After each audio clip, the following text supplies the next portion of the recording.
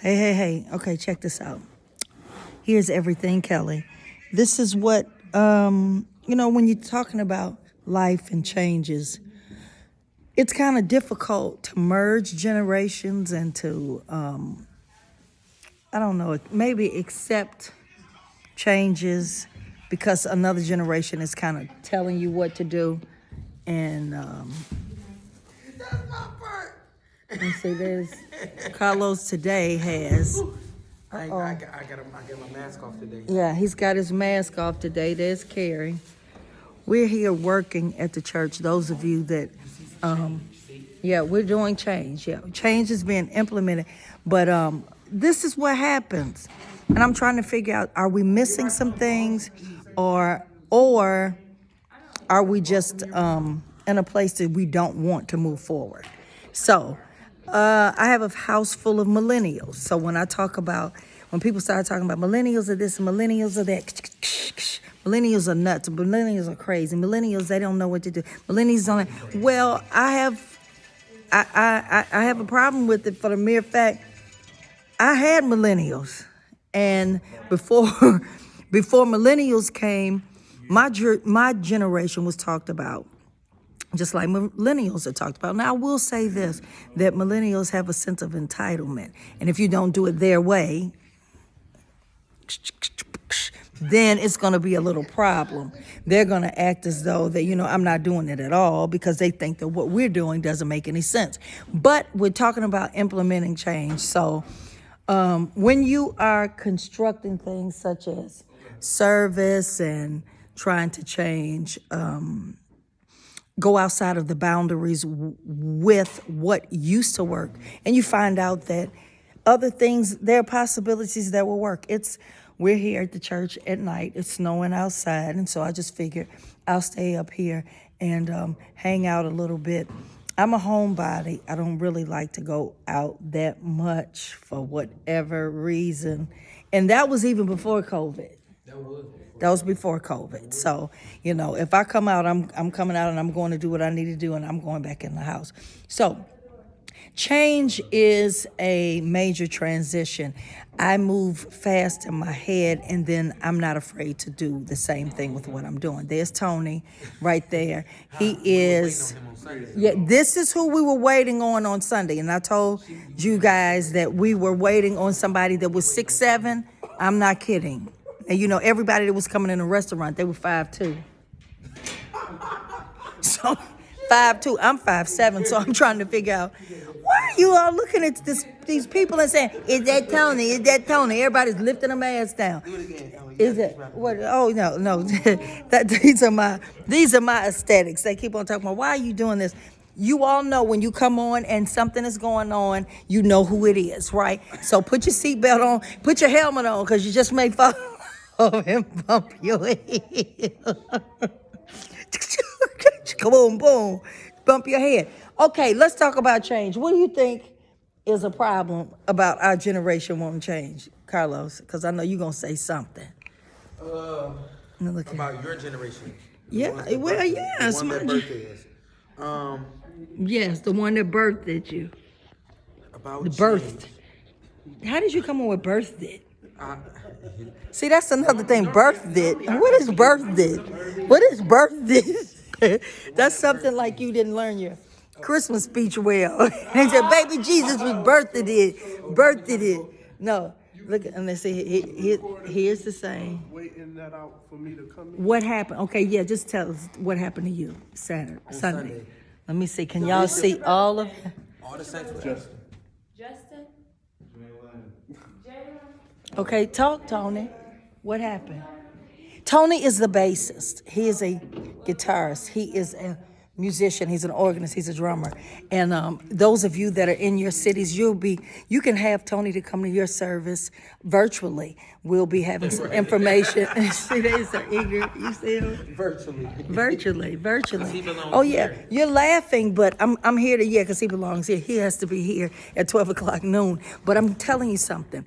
He is set in a class by himself, and he has this extraordinary ministry that reaches back like into a time that I know he knows not of. I mean, he can pick up, he can go into a Jimi Hendrix feel as well as B.B. King, and then he can pick up an Eric Clapton kind of feel. So, I mean, as a musician, you're in awe to look and see that this is happening. So those of you that are looking, I want you to look him up. Tony, give it. What's your platform information? Multi-musician 97. Multi-musician 97. Instagram You were born in 97. 97. 97. Yep, I was having babies in 97 as well. 90. When did I have Fallon? 96. Kelsey 98. Bailey 2000, Sir Charles 2001. Oh, I was having some babies. Come on, Saints. Don't tell me nothing. Okay, let's go to this, Carlos. So tell me what you think about this generation with changing. And look at them over there. That I think that we don't. I don't think that you all allow us to fully. Are you even in the screen? Yeah, I was, but you keep turning. Okay. Okay. I think that you all sometimes don't give us the liberty to be ourselves. Like you all stunted. Why don't you come around here? My Okay, belly, pull you. I'm Okay. ready. Oh, you now you're hiding your stomach before you're hiding your face. Okay, go ahead. So we don't give you the full liberty of what? To express ourselves Okay. the way that it should be, which is a part of the change that needs to happen. Okay. And so sometimes change is stunted because we're not given any liberty. Okay, so what do you think will? Okay, my question is: so if he's saying that we don't, our generation, and I'm not a baby boomer. I'm the one. I'm an X and a Y, and I don't know. I can't remember what generation I am, but I was born in '68, so I'm still a '60s baby. Who is that up there? Who is that? Hey, who is that? That's not funny. Oh, do y'all see this person? Who is that? Okay, so they're saying that we don't give the full liberty for them to express themselves. I need you all to some input as far as millennials. We're trying to say what will implement change and why haven't we been able to implement change? See, look at them. They said that our generation doesn't give them any liberties, but I'm trying to figure out what liberties are we supposed to give? They said they don't want to be on your show. Is that what they said? No. They didn't say that. Okay. See, Carlos, and then, no, I was going to say, okay. They know I jumps hot quick. Now, let me just say this. I jumps hot quick. It doesn't take like a churning and like 2 or 3 questions. No, half of a question. The first offense. That's what they said about my grandmama, my daddy's mama, Mary Wells. Bishop's wife, general board members' wife, the first group of general board members. Oh, the grand old church, not the church that we are in right now. The grander kind of left a long time ago, but praise the Lord, we're still here. I love this church. I am Kojic, 5th generation. So what, y'all just left? No. Okay, so go ahead. Tell me what's what. Talk loud. What kind of show is this? What's the gap? The question is what the reason for the gap, the reason for the disconnect? Yes.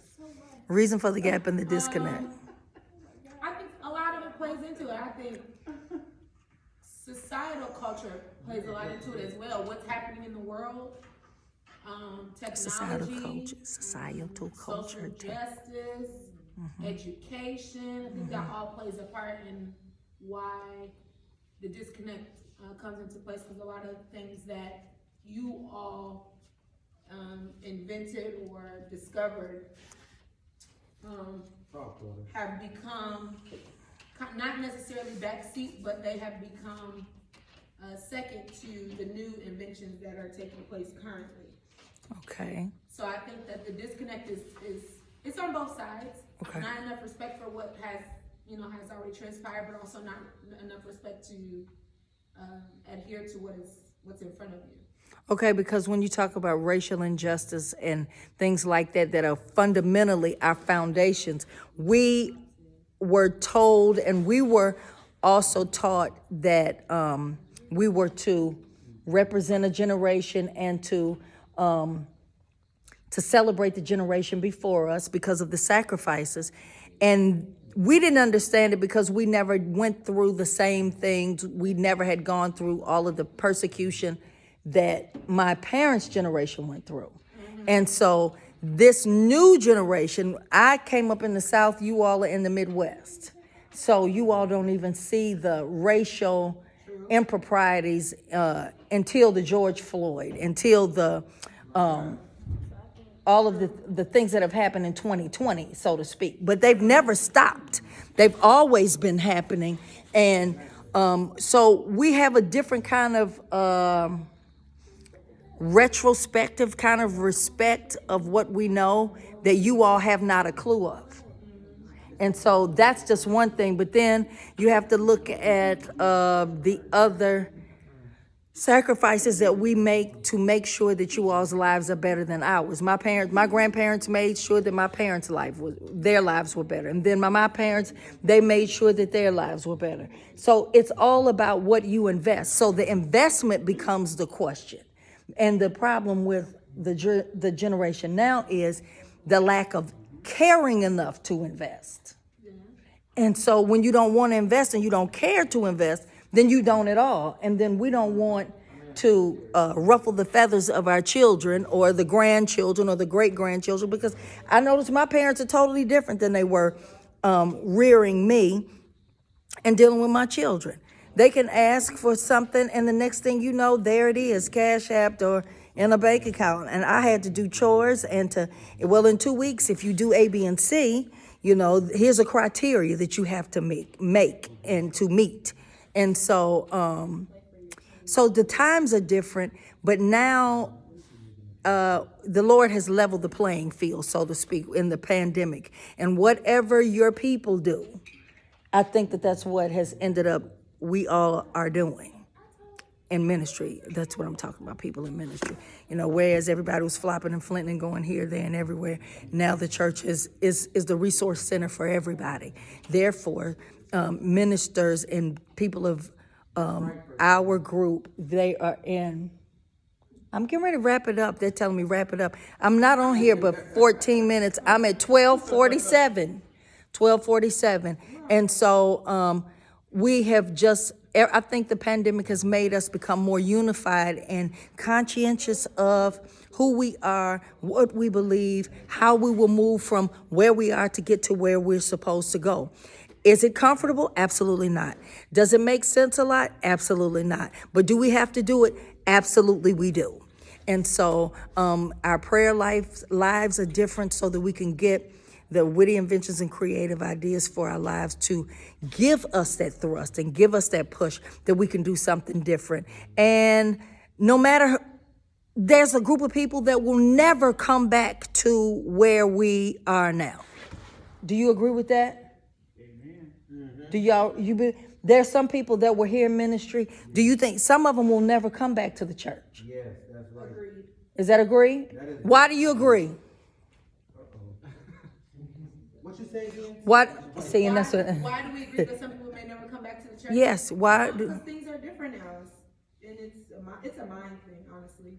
Mental interruption. Yeah, it's just like Mental interruptions of placement, this is insanity. how you wrap it up. You say mind 8 out. What'd you say? Mind 8 out. The people who not coming back to church again, their mind is gone. 8 out. They just gone. Mine's 8 out. Cheating. See, right there. I thought they were saying like something, but mine's 8 out. I don't get it. So I don't get it. I think they're saying mine's, like your mind is eaten up, but they say mine's 8 out. Oh my God. See that right there?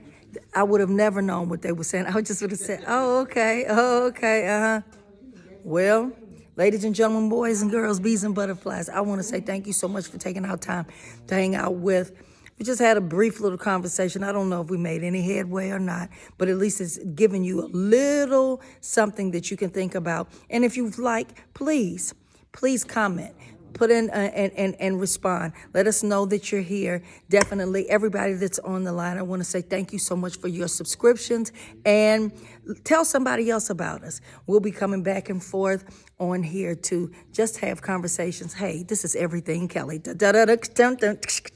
Jesus loves you so much more than you can imagine. Don't give up. Continue to hang in there. Please stay focused in having a conversation with Jesus. He doesn't care how you talk. He just wants to hear your voice. I love you, and let Jesus continue to make your life so much better. He can do it if you just let him. Take care.